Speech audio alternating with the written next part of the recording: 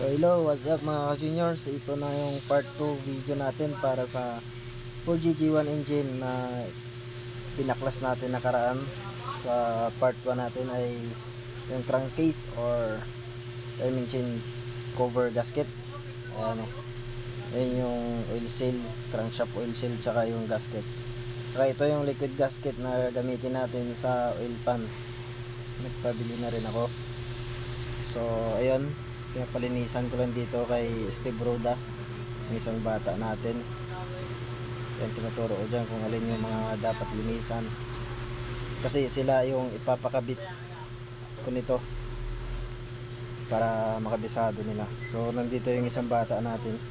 Ayan, pinapalinis ko ng crankcase cover or timing cover. Ayan, na tinuturo ko lang kung mga dapat yung gawin at linisan dyan. Ito naman yung oil pan natin, so malinis na, nalinisan na rin nila to. So ikakabit na lang. Ayan si Steve Roda sa ilalim, siya yung magkakabit nyan. Ito ay oil pump. Ayan, yan yung tinatawag na oil pump. So ayun lang mga gamit natin. Ayan, mga gasket. Ito yung special tools na binili ko dahil kakaiba yung tornilyo nya. Yung head ng bolt ay star, hindi kagaya sa iba yung mga hexagon tsaka 12 points or tinatawag na flower. Ito star. Ayan, star socket. So bumili pa ako nyan para lang dito sa unit na to. Ayan o, star, kasi wala tayong magamit. So ayun sa Steve Roda, pinupunasan niya. Ayan na, nilalagyan na ng liquid gasket yung oil pan. So ayan, tinuturo ko lang sa kanya na dapat huwag masyado makapal, huwag masyado manipis, katamtaman lang. Ayan, tsaka lalaparin niya pa yun, ilalapad niya. So ayun si Steve. Yan, ganyan. So dito ay tinuturo ko lang sa kanila yung paano at ano mga gagawin nila para matuto at masanay sila. So dyan yan nakakabit. Yan.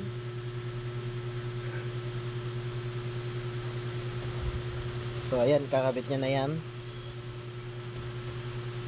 Ito naman yung oil seal. So tayo magkakabit nito.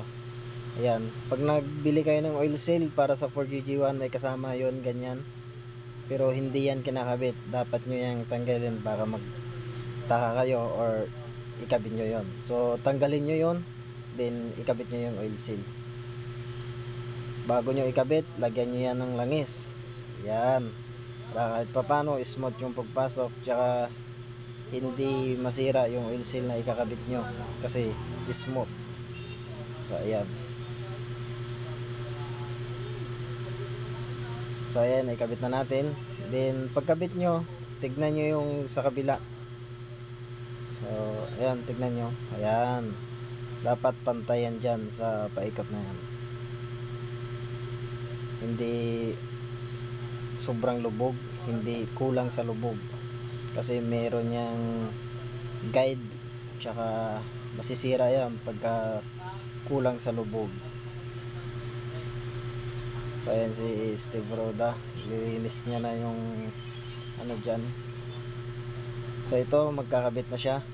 Pinapalagyan ko sa kanya ng langis yung crankshaft, kasi dyan papasok yung oil seal para smooth yung pagpasok. Pati yung oil seal lalagyan din yan, yan yung gitna na yan, para hindi sasabit tsaka hindi magasgasan yung oil seal natin kasi bago yan. So kita nyo naman, linis na linis bago natin ikakabit.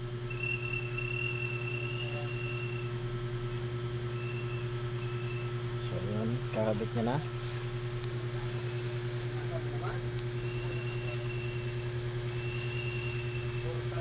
Yan, tinitignan niya. Tsaka nagdi-discuss ako dyan kung paano niya ikabit. Titignan yung guide kung paano. Ayan.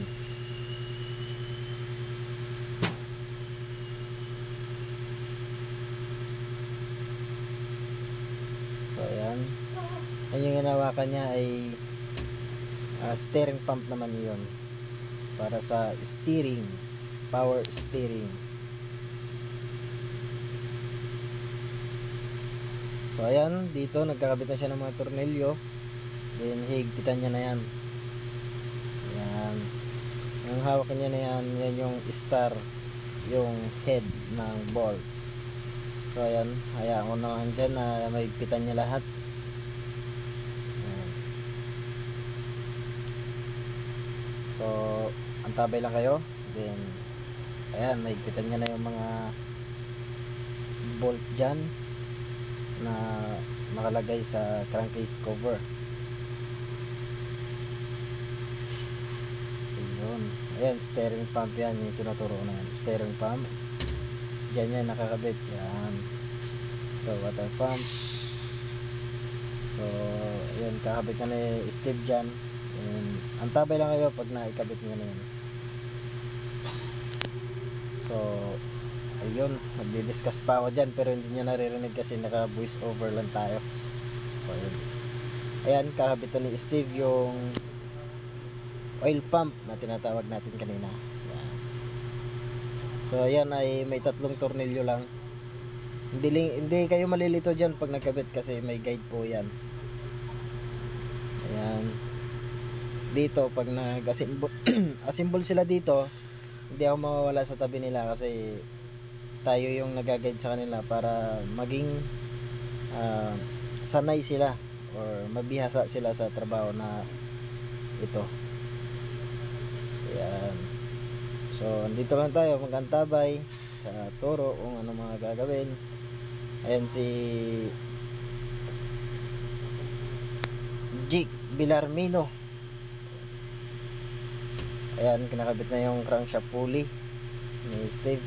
So kay Jake ay pinapakabit ko sa kanya yung compressor ng aircon. So dito naikabit na nila yung radiator, lahat ng mga hose, tsaka nalagyan na rin ng coolant.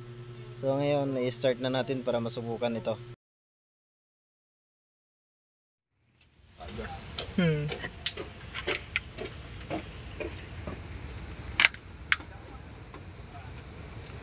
Okay. Start to. Game.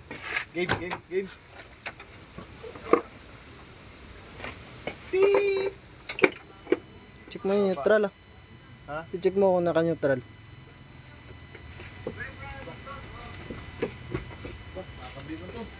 Neutral mo.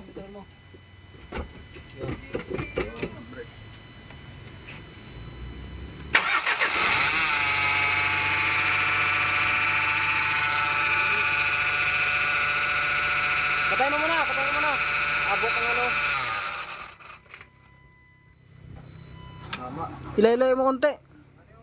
Nakasabit. Parang nakasabit. Iangat mo konti. Ano sumasabit yun? Yan. Luwagan mo. Yung bracket na to. Dosing ano eh? Ano?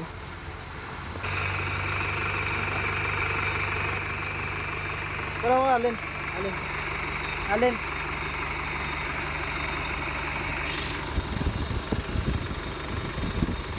Lagyan mo ng kulant dyan ah.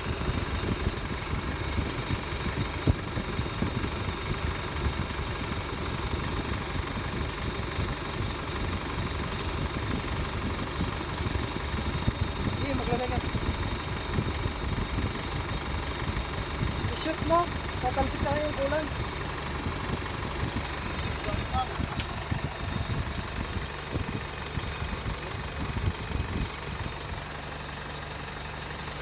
Sige.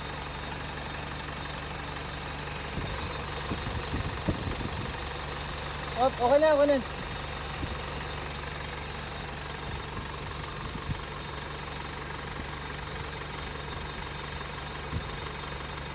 mong takpan. Hayaan mo lang mag-cool down bago mo takpan kasi ibubulwak niya pa yung hangin sa loob.